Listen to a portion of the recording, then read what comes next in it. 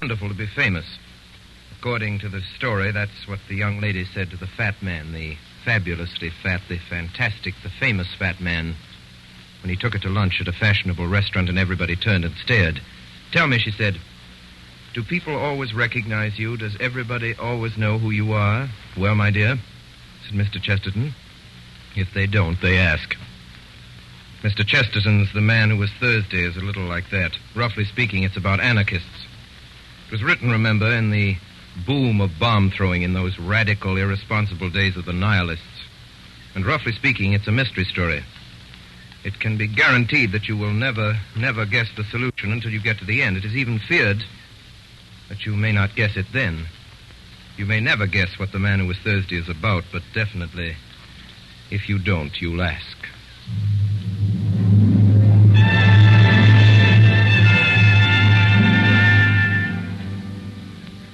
I am Gabriel Syme. I am the man who was Thursday. That particular evening, if it is remembered for nothing else, will be remembered in that place for its strange sunset. It looked like the end of the world. It may be remembered by others, too, because it marked the first appearance in the place of the second poet of Saffron Park. For a long time, a red-haired revolutionary had reigned without a rival. It was upon the night of the sunset that I, Gabriel Syme, ended his solitude. Mr. Syme, you say you are a poet of law. I say you are a contradiction in terms. An artist is identical with an anarchist. Mr. Gregory, it is things going right that is poetical. Our digestions, for instance, going sacredly and silently right. The most poetical thing in the world is not being sick. Really, Mr. Syme, the examples you choose... I beg your pardon, Mr. Gregory. I forgot we had abolished all conventions. You don't expect me to revolutionize society on this lawn? Oh, no, I don't, but I suppose that if you were serious about your anarchism, that is exactly what you would do. Don't you think, then, that I'm serious about my anarchism? I beg your pardon. Am I not serious about my anarchism? I strolled away and left Gregory, but with surprise and with a curious pleasure, I found a red-headed young lady still in my company. It was Rosamond, Gregory's sister. Mr. Syme, do the people who talk like you and my brother often mean what they say? Do you mean what you say now? My dear Miss Gregory, when you say thank you for the salt, do you mean what you say? No. When you say the world is round, do you mean what you say? No, it's quite true, but you don't mean it. Is he really an anarchist, then? Only in that sense I speak of, or if you prefer it, in that nonsense. He wouldn't really use bombs or that sort of thing. Oh, good Lord, no. That has to be done anonymously. I strolled with her to a seat in the corner of the garden, and I defended respectability with violence and exaggeration. I grew passionate in my praise of tidiness and propriety. All the time there was a smell of lilac around me, and once I heard, very faintly in some distant street, a barrel organ begin to play, and it seemed to me that my heroic words were moving to a tiny tune from under or beyond the world. In the wild events which were to follow, this girl had no part at all. I never saw her again until all my tale was over. And yet, in some indescribable way, she kept recurring like a motive in music through all those mad adventures afterwards. And the glory of her strange hair ran like a red thread through those dark and ill-drawn tapestries of the night. For what followed was so improbable that it might well have been a dream. When I left the party and went out into the starlit street, I found Gregory waiting for me. Mr. Syme. Mr. Gregory. This evening you succeeded in doing something rather remarkable. You did something to me that no man has ever succeeded in doing before.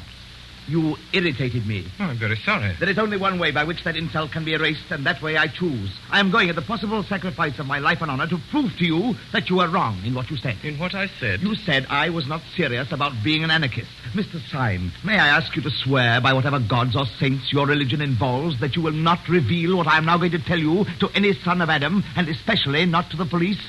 Will you swear that? If you will consent to burden your soul with a vow that you should never make and a knowledge you should never dream about, I will promise you in return... You will promise me in return... I will promise you a very entertaining evening. Your author is far too idiotic to be declined. You say that a poet is always an anarchist. I disagree, but I hope at least that he is always a sportsman. Permit me here and now to swear that as a Christian and to promise as a good comrade and a fellow artist that I will not report any of this, whatever it is, to the police. And now, what is it? I think that we will take a cab.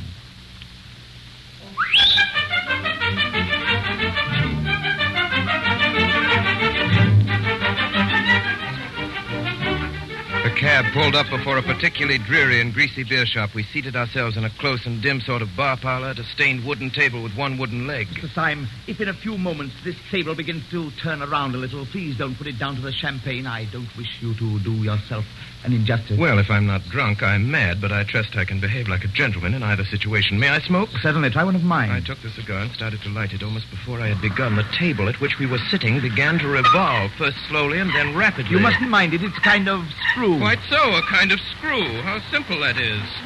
The next moment, we two, with our chairs and tables, shot down through the floor as if the earth had swallowed us.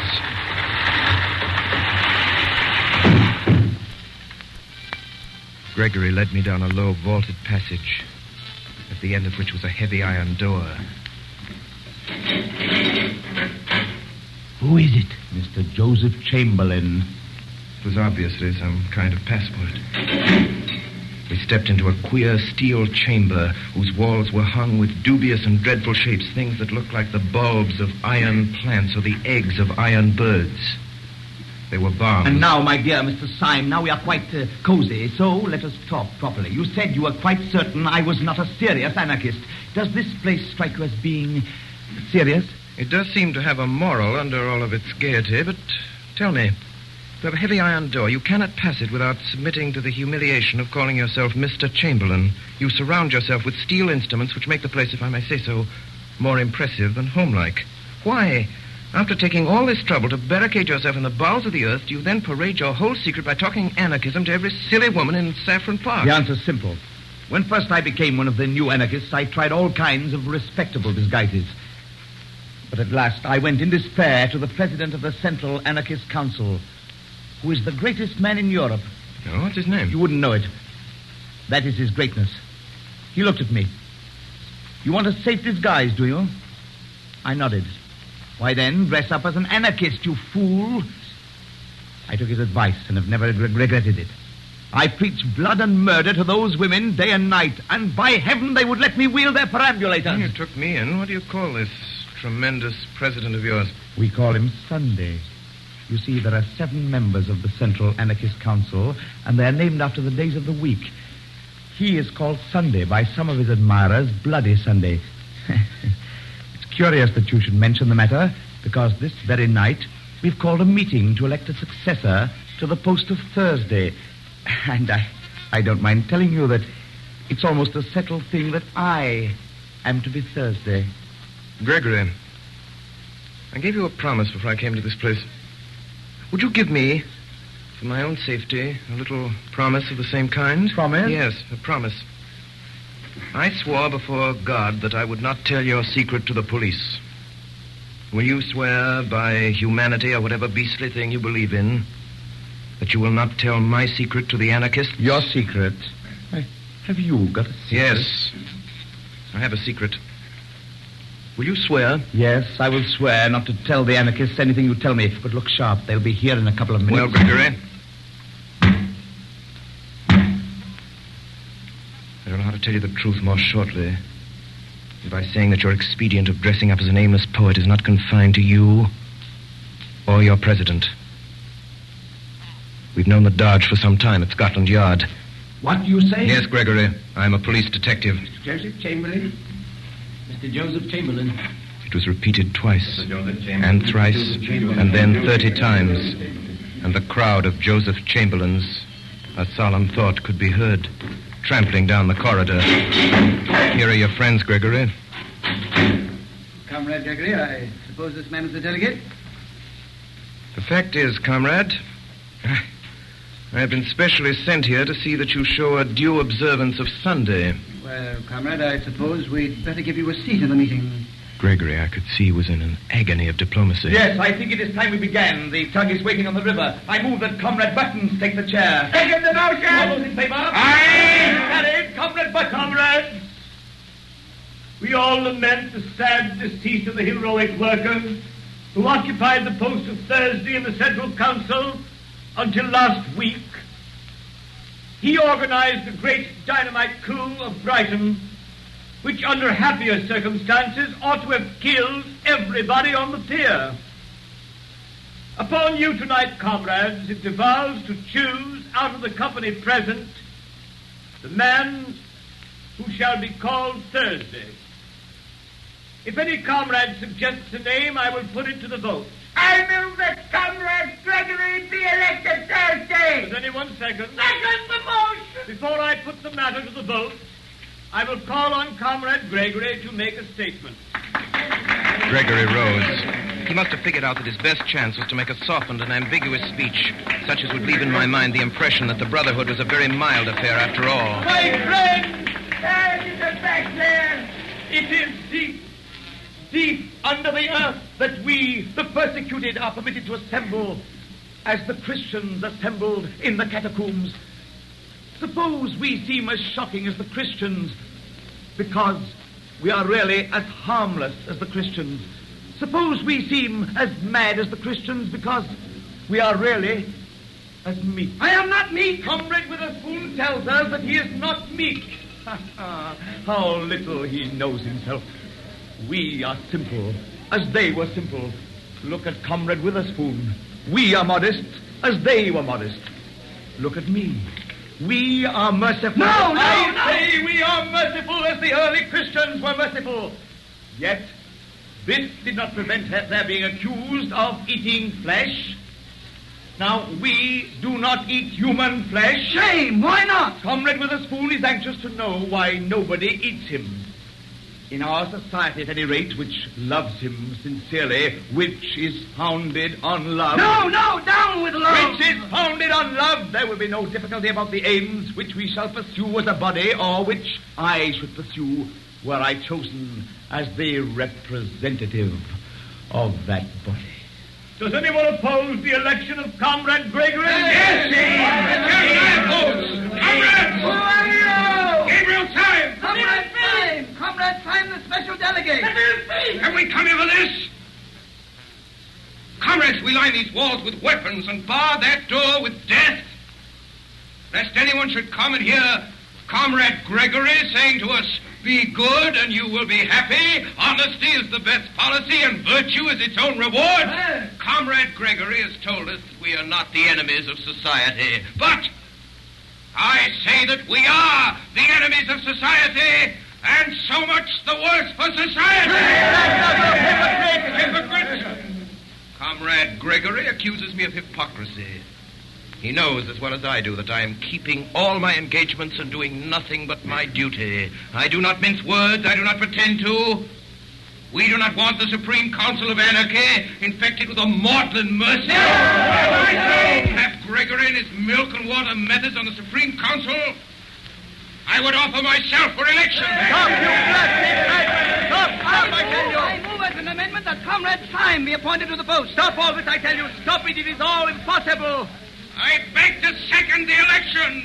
Comrades, I kneel to you. Do not elect this man. The question is that Comrade Syme be elected to the post of Thursday on the General Council. And 3 minutes afterwards, Mr. Gabriel Syme of the Secret Police Service was elected to the post of Thursday on the General Council of the Anarchists of Europe. A moment later, I found myself somehow or other face to face with Gregory. You are a devil. And you are a gentleman. Comrade Thursday, the boat is quite ready. Comrade Gregory, you've kept your word. You're a man of honor, and I thank you. What do you mean? What did I promise you? A very entertaining evening.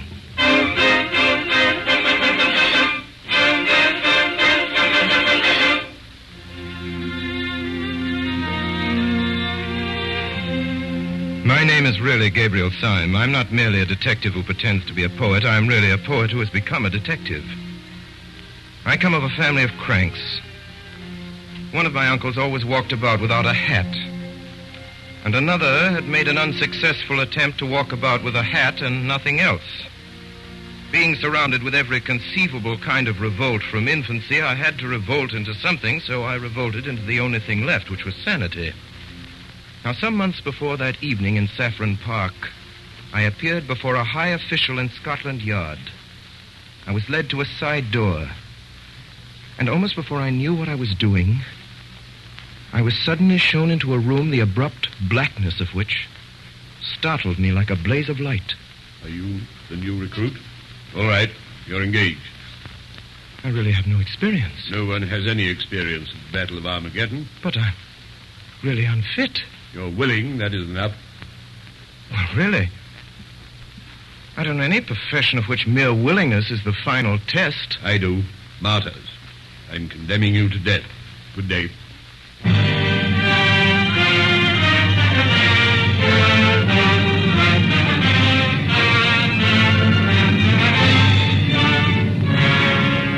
Where my adventure ultimately led me, I've already told you. At about 1:30 on a February night, I found myself steaming on a small tug up the silent Thames, the duly elected Thursday of the Central Council of Anarchists. As we came alongside, the great stones of the embankment were big and black against the huge white dawn. I leapt out of the boat onto the slimy steps. The tug put off again and turned upstream.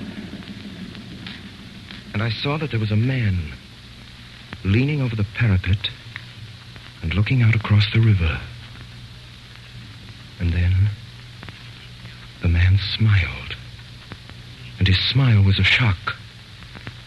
For it was all on one side, going up the right cheek and down on the left. With the dark dawn and the deadly errand and the loneliness and the great dripping stones, there was something unnerving in it. There was the silent river and the silent man. And there was the last nightmare touch, that his smile had suddenly went wrong. If we walk up towards Leicester Square, we shall just be in time for breakfast. Sunday always insists on an early breakfast.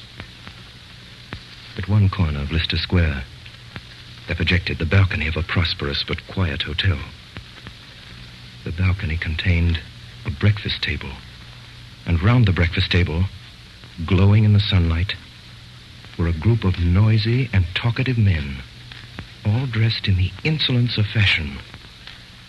Here, then, was the secret conclave of the European dynamiters. Then, as I continued to stare at them, I saw something that I had not seen before, literally because it was too large to see. At the nearest end of the balcony, blocking up a great part of the perspective, was the back of a great mountain of a man. I first thought that the weight of him must break down the balcony of stone. This man was planned enormously in his original proportions, like a statue, carved deliberately as colossal. His head, crowned with white hair, as seen from behind, looked bigger than a head ought to be. The ears that stood out from it looked larger than human ears. His sense of size was so staggering that when I saw him, all the other figures seemed quite suddenly to dwindle and become dwarfish. They were still sitting there as before with their flowers and frock coats. But now it looked as if the big man was entertaining 5 children to tea. I never thought of asking whether the monstrous man who almost filled and broke the balcony was the great President Sunday, whom the others had stood in awe. I knew it was so. As I walked across the inner room towards the balcony, the large face of Sunday grew larger and larger, and I was gripped with a fear that when he was quite close, the face would be too big to be possible, and that I would scream aloud. I remembered that as a child I would not look at the mask of Memnon in the British Museum, because it was a face and so large. By an effort braver than that of leaping over a cliff, I went to an empty seat at the breakfast table and sat down. At that moment, the president was addressing a man, out of whose collar there sprang a bewildering bush of brown hair and beard that almost obscured the eyes, like those of a Skye terrier. The man's name, it seemed, was Gogol. He was a Pole.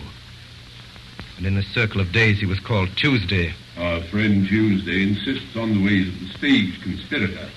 Now, if a gentleman goes about London in a top hat and a frock coat, no one need know that he's an anarchist. But if a gentleman puts on a top hat and a frock coat and then goes about on his hands and knees, well, he may attract attention. I am not good at concealment. I am not ashamed of the cause. Yes, you are, my boy, and so is the cause of you. I am not good at deception. Right, my boy, right. You aren't good at anything. As I looked at the others, I began to see in each of them exactly what I had seen in the man by the river. Each man was subtly and differently wrong. Next to me sat Tuesday, the tousle-headed Gogol. Next was Wednesday, a certain Marquis de Saint-Eustache. In the gloom and thickness of his beard, a dark red mouth showed sensual and scornful. Whatever he was not a Frenchman. Then came me, and next, a very old man, Professor de Worms, who was Friday. The red flower in his buttonhole showed up against a face that was literally discolored like lead. The whole hideous effect was as if some drunken dandies had put their clothes upon a corpse. And right at the end sat the man called Saturday.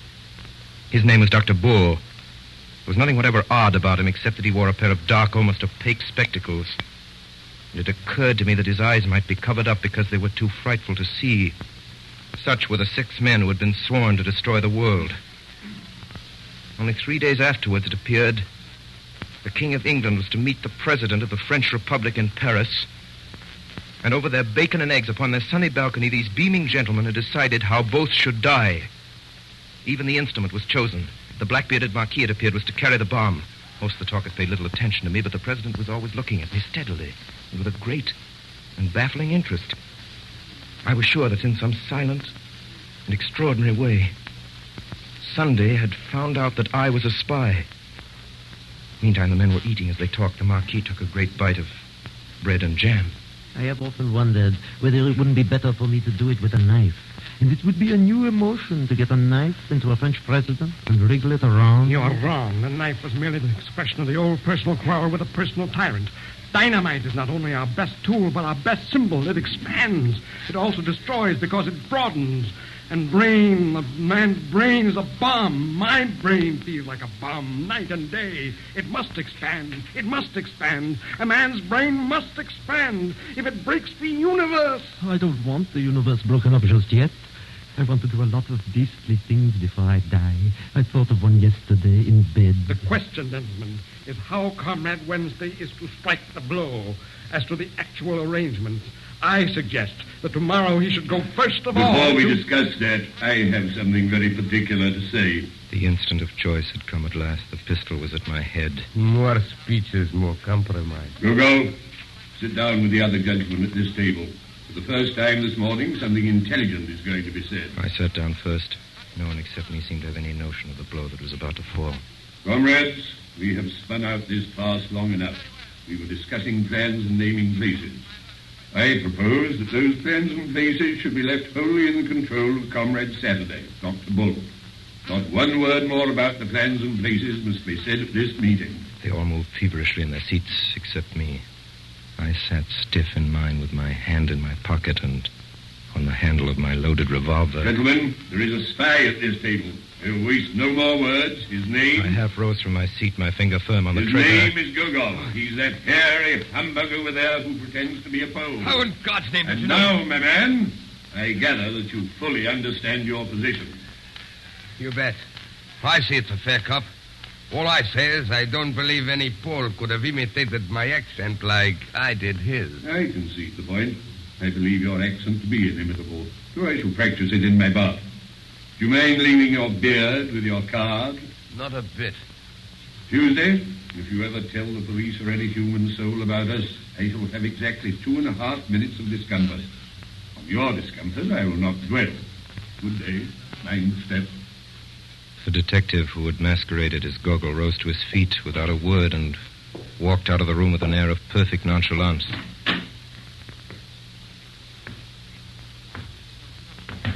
There was a slight stumble outside the door which showed that the departing detective had not minded his step. Time is flying. I must get off at once. I have to take the chair at a humanitarian meeting. Would it not be better to discuss further the details of our project now than that the spy has left us?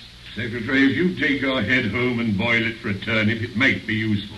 I can't say, but it might. I really fail to understand. You fail to understand? Why, you dancing donkey. You didn't want to be overheard by a spy, did you? How do you know you aren't overheard now? With these words, Sunday shouldered his way out of the room, shaking with incomprehensible scorn. Now, if the last words of the president meant anything, they meant that I had, after all, not passed unsuspected. The other 4 got to their feet, betook themselves elsewhere to find lunch. Only the old anarchist, old Professor de Worms, remained behind, seated before me at the table. Mr. Gabriel Sime. Yes, Professor? You policeman. Policeman? Whatever made you think of a policeman in connection with me? The process was simple enough. I thought you looked like a policeman. I think so now. Why must I be a policeman? Do let me be a postman. You hear me ask a plain question? You paltering spy. Are you or are you not a police detective? No. You swear it. If you swear falsely, will you be damned? Will you be sure that the devil dances at your funeral? Will you see that the nightmare sits on your grave? You are an anarchist. You are a dynamiter. Above all, you are not in any sense a detective. You are not in the British police. I'm not in the British police. Professor de Worms fell back in his seat with a curious air of kindly collapse. Well, that's a pity because I am. Because you are what? I am a policeman, a special policeman, and I serve under the man in the dark room. The man in the dark room? I understand now. Of course. You're not an old man at all. I can't take my face off here. It's rather an elaborate makeup. Did you know that man Gogol was one of us? No. But didn't you? I knew no more than the dead. Why, then there were 3 of us there. 3 of us sitting here out of 7. And it's a fighting number. If we'd only known that there were 3. We were 3. If we'd been 300, we still could have done nothing. Not if we were 300 against 4. No. Not if we were 300 against Sunday. Professor, it's intolerable. Are you afraid of this man? Yes, I am. So are you. Yes, you're right. I am afraid of him. Therefore, I swear by God that I will seek out this man whom I fear until I find him and strike him on the mouth. If heaven were his throne and the earth his footstool, I swear that I would pull him down. How? Why? Because I'm afraid of him. And no man should leave in the universe anything of which he is afraid. Have you any idea exactly what you're going to do? Yes, I'm going to prevent this bomb being thrown in Paris. Have you any conception how? No. You remember, of course, that when we broke up rather hurriedly, the whole arrangements for the atrocity were left in the private hands of the Marquis and Dr. Bull. The Marquis is by this time probably crossing the Channel. The only man who knows where he's going is Dr. Bull. Confound it, and we don't know where Bull is. Yes. I know where he is. Will you tell me? I'll take you there. What do you mean? Would you join me? Will you take the risk? Young man, you think that it is possible to pull down the president. I know that it is impossible, and I'm going to try it.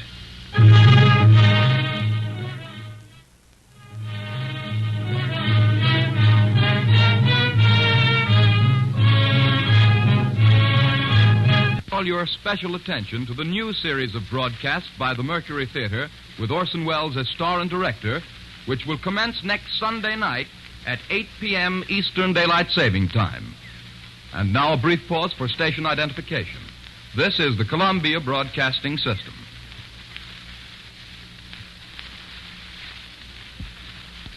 We continue now with the performance of G.K. Chesterton's The Man Who Was Thursday by Orson Welles and the Mercury Theatre on the air.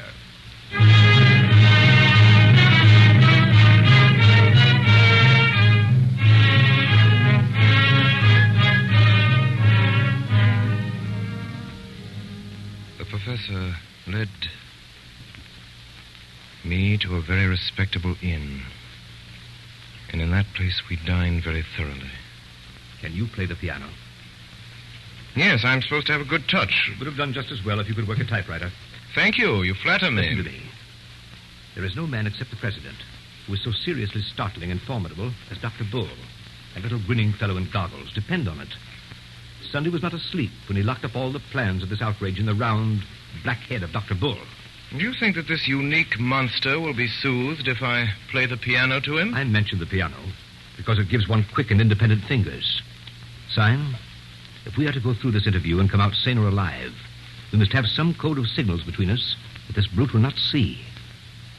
I have made a rough alphabetical cipher corresponding to the 5 fingers like this. Listen. B. A.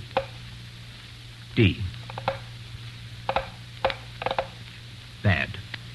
A word we may frequently require. I began to study the scheme. It didn't take me long to learn how we might convey simple messages by what would seem to be idle taps upon a table or knee. It was not long before Dr. Bull came in, sat down at our table. He smiled brightly. You're early this evening, gentlemen. The quiet good humor of his manner left us helpless. We sat staring at each other in silence. I have an intuition. Then sit on it. It is quite an extraordinary intuition. Extraordinary, right? I am a poet. You're a dead man. You scarcely realize how poetic my intuition is. It has that sudden quality we sometimes feel in the coming of spring. Go to blazes. Dr. Bull. Quiet. Dr. Bull. Dr. Bull, would you do me a small favor? Would you be so kind as to take off your spectacles? Dr. Bull rose slowly, still smiling, and took off his spectacles. He was sitting in the chair before us. And we saw there a very boyish-looking young man. The smile was still there, but it might have been the first smile of a baby. Dr. Bull, I am a police officer. The dark room. The dark room. Well, I'm awfully glad you came so early, for we can all start for France together. Yes, I'm in the force, all right. But good heavens, if this were true, there were more blasted detectives than there were blasted dynamiters at the blasted council. We might easily have fought. We were 4 against 3. No. No, we were not 4 against 3. We were not so lucky. We are 4 against 1.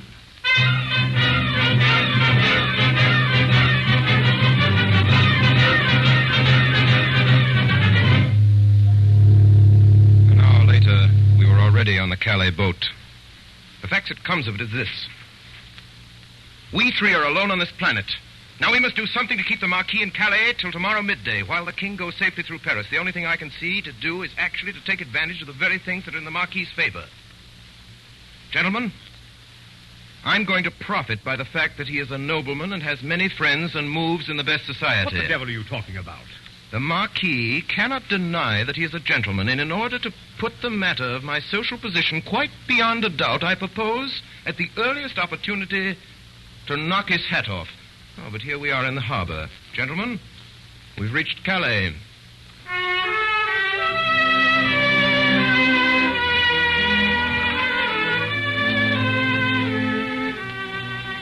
A band was playing in a Café Chantant hidden somewhere among the trees, where sat the Marquis de Saint-Eustache. The man had 2 companions, solemn Frenchmen in silk hats. You are Monsieur Syme, I think. And you are the Marquis de Saint-Eustache. Permit me to pull your nose, which I attempted to do, but the 2 men in top hats held me back.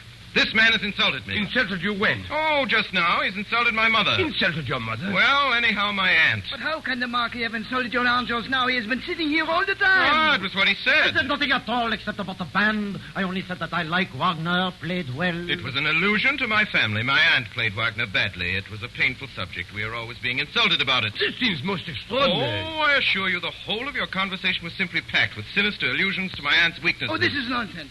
I, for one, have said nothing for half an hour, except that I like the singing of that girl with the black hair. Well, there you are again.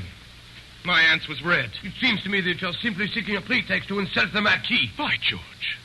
What a clever chap you are. Seeking a quarrel with me. By heaven, there was never a man who had to seek long. These gentlemen will perhaps act for me. There are still 4 hours of daylight. Let us fight this evening. Marquis, your action is worthy of your fame and blood. Permit me to consult with the gentleman in whose hands I shall place myself. Good day. Syme, what are you up to? Now listen carefully. Bull, Professor, you are my seconds. And you must insist on the duel coming off after 7 tomorrow, so as to keep him from catching the 7:45 for Paris. If he misses that train, he misses the King of England. You understand? So at 7:20, we met on a small meadow not far from the railway. I'd made up my mind that I could avoid disabling the Marquis and prevent the Marquis from disabling me for at least 20 minutes. In 20 minutes, the Paris train would have gone by. Gentlemen, engage. I'm not a bad fighter. Every now and then, I could almost fancy that I felt my point go home. But there was no blood on the blade or my shirt. And now we could hear the Paris train. There was no doubt about the hit this time. I was as certain that I had stuck my blade into my enemy as a gardener that has stuck his spade into the ground. Yet there was no blood on it at all. Marquis fought wildly. He constantly looked away at the railway line, almost as if he feared the train more than the pointed steel. I aimed less at the Marquis's body and more at his throat and head. A minute and a half afterwards, I felt the point enter the man's neck below the jaw. It came out clean. I thrust again and made what should have been a bloody scar on the Marquis's cheek. But there was no scar. Stop! I want to say something. It is rather important. Mr. Syme, you expressed a wish to pull my nose. Would you oblige by pulling my nose now as quickly as possible? I have to catch a train. I protest that this is most irregular. Will you or will you not pull my nose? Come, Mr. Syme. Don't be selfish. Pull my nose at once when I ask you. I took 2 paces forward and seized the Roman nose of this remarkable nobleman. I pulled it hard, and it came off in my hand. If anyone has the use for my left eyebrow, he can have it. Do accept my left eyebrow. It is the kind of thing that might come in useful any day. The Marquis was recklessly throwing parts of himself right and left about the field. You are making a mistake, but it can't be explained just now. I tell you, the train has come into the station. Yes, Marquis, and the train shall go out of the station. It shall go out without you. Will you drive me mad? You shall not go by the train. You great, fat, blasted, blear-eyed, blundering, thundering, brainless, doddering, blasted fool. You great, silly, pink-faced toy-headed turnip. You shall not go by this train. And why in the infernal blazes should I want to go by the train? We know all. You are going to Paris to throw a bomb. Going to Jericho to throw a jabberwock. I didn't care about catching the train. I cared about whether the train caught me, and now, by God, it has caught me. What do you mean? It means everything, the end of everything. Sunday has us now in the hollow of his hand. Us? What do you mean by us? The police, of course. I am no Marquis. I am Inspector Ratcliffe of Scotland Yard. Then the whole bally lot of us on the Anarchist Council were against anarchy. Every born man was a detective except the president and his personal secretary. What can it mean? It means that we are struck dead. Don't you know Sunday? I tell you, he's bought every trust. He's captured every cable. He has control of every railway line, especially of that railway line. The whole movement was controlled by him. Half the world was ready to rise for him. But there were just 5 people, perhaps, who could have resisted him. And the old devil put them on the Supreme Council to waste their time in watching each other. Sunday knew that the professor would chase Syme through London, that Syme would fight me in France, and he was combining great masses of capital, seizing great lines of telegraphy, while we 5 idiots were running after each other like a lot of confounded babies playing blind man's buff. And since you really want to know what was my objection to the arrival of that train, I'll tell you. My objection was that Sunday, or his secretary, has just this moment got out of it. We all turned our eyes toward the station. A considerable bulk of people seemed to be moving in our direction. They may be ordinary tourists. Ordinary tourists wear black masks halfway down the face. It was quite true that the leader in front wore a black half mask almost down to his mouth. And the mouth was smiling, a crooked smile, on one side of the face. I can't believe it. The thing is nonsense. The plain people of a peaceable French town. Someone has shot at us. Pray resume your remarks, Dr. Bull. You were talking, I think, about the plain people of a peaceable French town. Stop! Here come the police! They're charging the mob. No, they're forming along the parade. They've unslung their carbines. Yes, and they're going to fire on us. The police have joined the mob. The mob, advancing steadily, was almost on top of us. Charge the anarchists! Charge the anarchists! There was no doubt of it. The leader was Monday.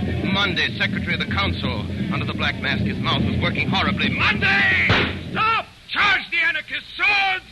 For our time has come to die! That is some mistake, Mr. Syme. I heartily think you understand your position. I arrest you in the name of the law.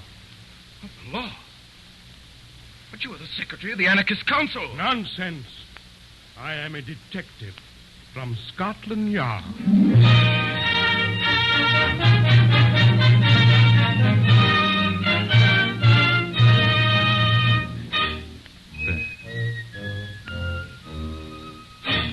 That night, 5 bewildered but hilarious detectives returned to London.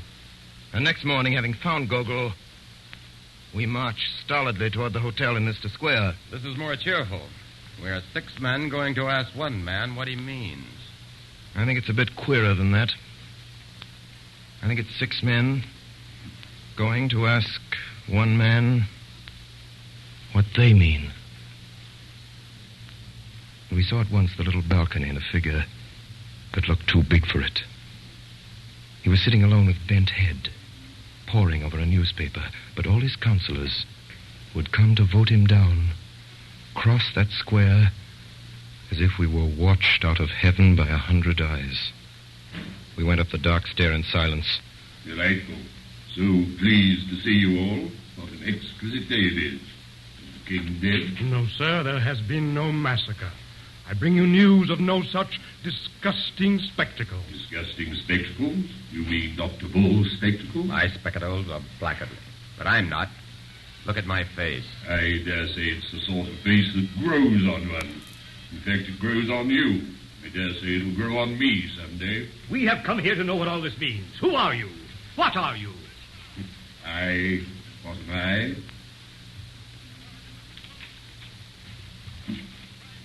If you want to know what you are, you're a set of highly well-intentioned young jackasses. And you, what are you? What am I? The president rose slowly to incredible heights, like some enormous wave about to arch above us and break. You want to know what I am, do you?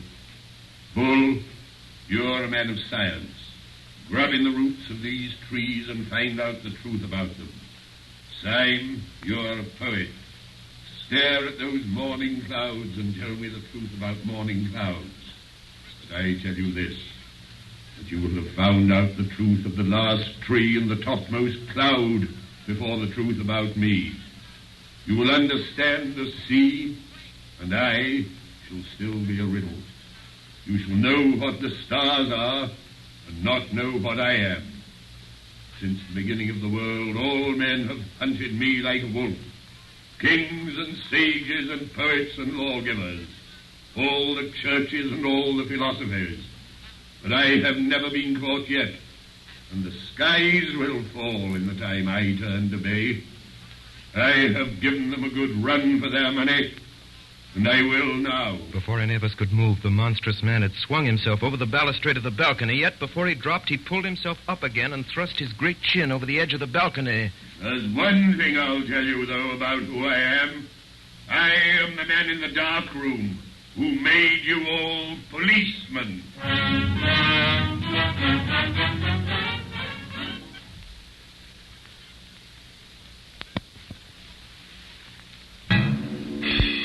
Sunday fell from the balcony, bouncing on the stones below like a great ball of India rubber, and went bounding off towards the corner of the Alhambra, where he hailed a hansom cab and sprang inside of it. Of course, we all followed him. And at the highest ecstasy of speed, Sunday turned round, and sticking his great grinning head out of the cab, he made a horrible face at us, flung a ball of paper at me, and vanished. I caught the paper. What does it say, Syme? Let's see. No one would regret anything in the nature of an interference by the Archdeacon more than I. I trust it will not come to that. But for the last time, where are your galoshes? The thing is too bad, especially after what Uncle said.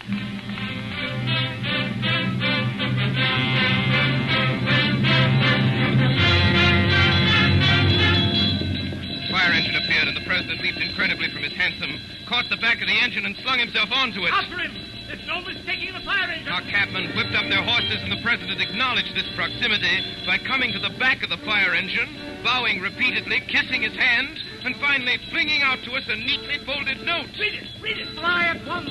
The truth about your salvus stretches is known! A friend!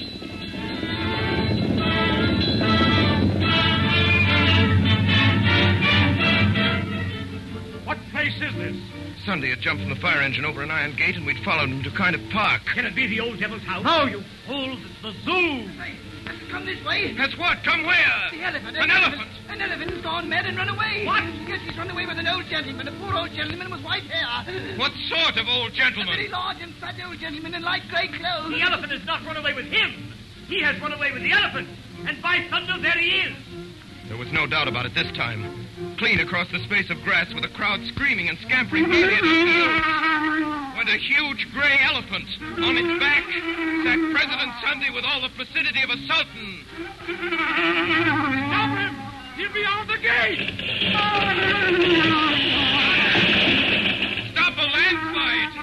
He's out of the gate!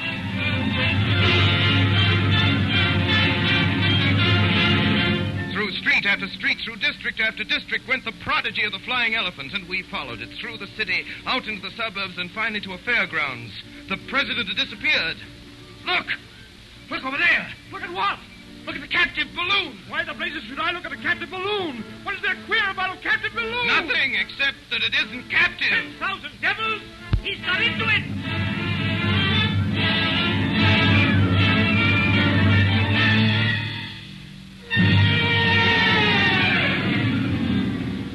We'd followed that balloon. All afternoon we'd followed it, and then, about twilight, the preposterous thing had staggered in the sky and sunk from view into the woods. Oh, if he's cheated us all by getting killed, it would be like one of his larks. And almost at the same moment, all 6 of us realized that we were not alone in the little field. Across a square of turf, a tall man was coming towards us, leaning on a strange long staff like a scepter. His advance was very quiet. He might have been one of the shadows of the wood. Gentlemen, my master has a carriage waiting for you in the road just by. Who is your master? I was told you knew his name. Where is this carriage? Has been waiting only a few moments. My master has only just come home.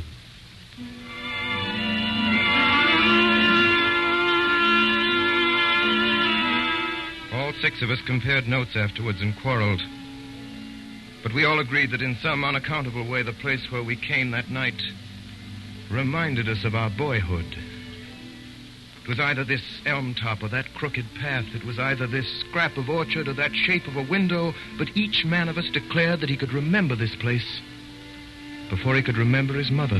Refreshments are provided for you in your room. I entered a splendid suite of apartments that seemed to be designed specially for me. I have put out your clothes, sir. Clothes? I have no clothes except these. My master asks me to say that there is a fancy dress ball tonight.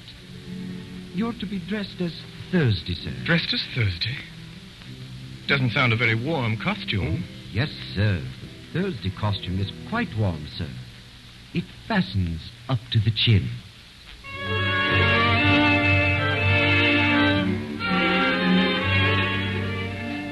I was led onto a very large old English garden full of torches and bonfires, by the broken light of which a vast carnival of people were dancing in motley dress. I seemed to see every shape in nature imitated in some crazy costume. There was a man dressed as a windmill with enormous sails, a man dressed as an elephant, a man dressed as a balloon. There was a dancing lamppost, a dancing apple tree, a dancing ship. One would have thought that the untamable tune of some mad musician had set all the common objects of field and street dancing an eternal jig. And long afterwards, when I was middle-aged and at rest, I could never see one of those particular objects, a lamppost or an apple tree or a windmill, without thinking that it was a strayed reveler from that revel of a masquerade. On one side of this lawn, in a kind of crescent, stood 7 great chairs, the thrones of the 7 days. And so the night wore on, and finally the last of the dancers vanished, and the fire faded, and the long, slow, strong stars came out. And we 7 strange men were left alone, like 7 stone statues on our chairs of stone. Then Sunday spoke. We will eat and drink later.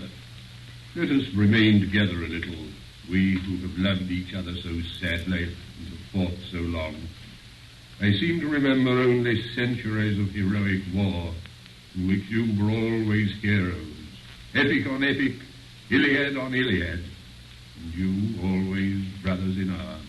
Tell me, who are you? I am the Sabbath. I am the peace of God. I'm grateful to you. Not only for wine and hospitality here, but for many a fine scamper and free fight. But I should like to know. My soul and heart are as happy and quiet here as this old garden. But my reason is still crying out. I should like to know. It seems so silly that you should have been on both sides and fought yourself I have heard your complaints, and here, I think, comes another to complain. We will hear him also. And we saw standing before us the red-headed poet of Saffron Park. Gregory! Why, this is the real anarchist. Yes, I am the real anarchist. And there came a day when the sons of God came before the Lord, and Satan also came with them. You're right. I'm a destroyer. I would destroy the world if I could. Oh, most unhappy man. Try to be happy. You have red hair like your sister. I know what you are, all of you, from first to last. You're the people in power. You're the police, the great fat smiling men in blue and buttons. You're the law. You're the 7 angels of heaven, and you've had no troubles. Oh, I could forgive you everything if I could feel for once that you had suffered for 1 hour a real agony, such as I. I see everything. Everything. Everything that there is. Why does each thing on earth war against each other thing? Why does a fly have to fight the whole universe? Why does a dandelion have to fight the whole universe? For the same reason that I had to be alone in the dreadful council of the days. So that each thing that obeys law may have the glory and the isolation of the anarchist. So that by tears and torture we may earn the right to say to this accuser, we also have suffered. I repel the slander. We have not been happy. I can answer for every one of the great gods of law whom he has accused. At least. And I saw suddenly the great face of Sunday. Have you ever suffered?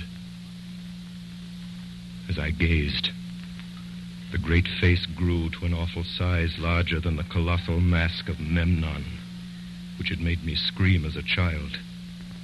It grew larger and larger, filling the whole sky. Then in the blackness, before it entirely destroyed my brain, I seemed to hear a distant voice saying a commonplace text that I had heard somewhere. Can ye drink of the cup that I drink of?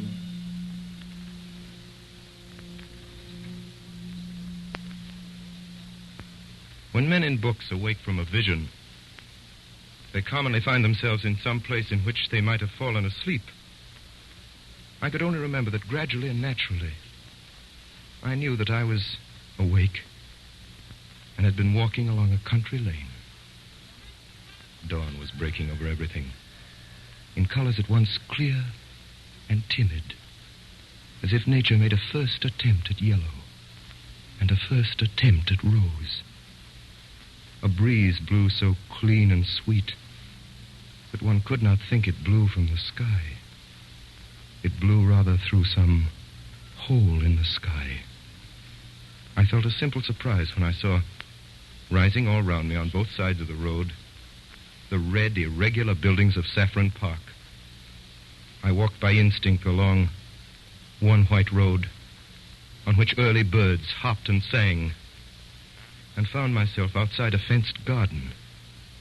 And there I saw the sister of Gregory, Rosamond, the girl with the gold-red hair, cutting lilac before breakfast with the great unconscious gravity of a girl.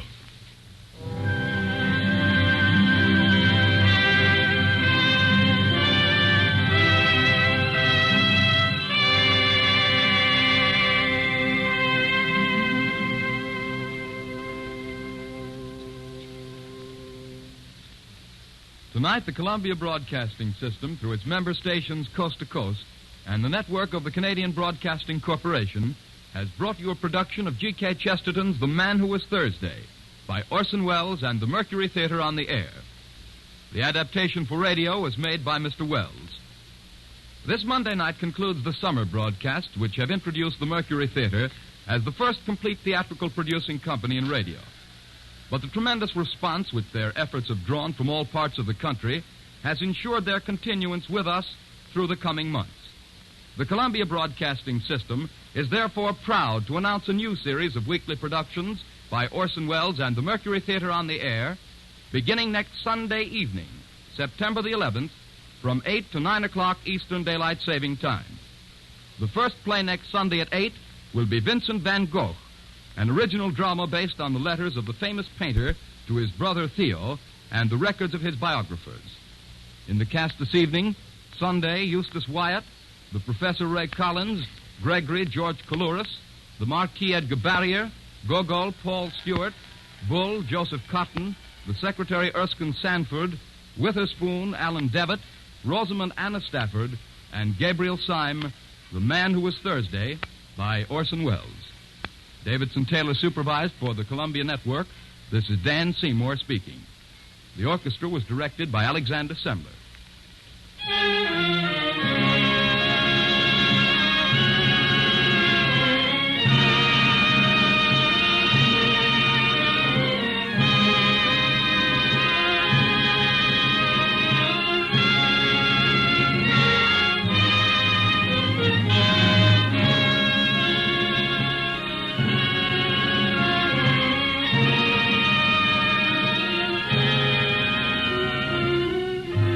Remember, next Sunday evening at 8 o'clock Eastern Daylight Saving Time, Orson Welles and the Mercury Theatre on the air in Vincent Van Gogh.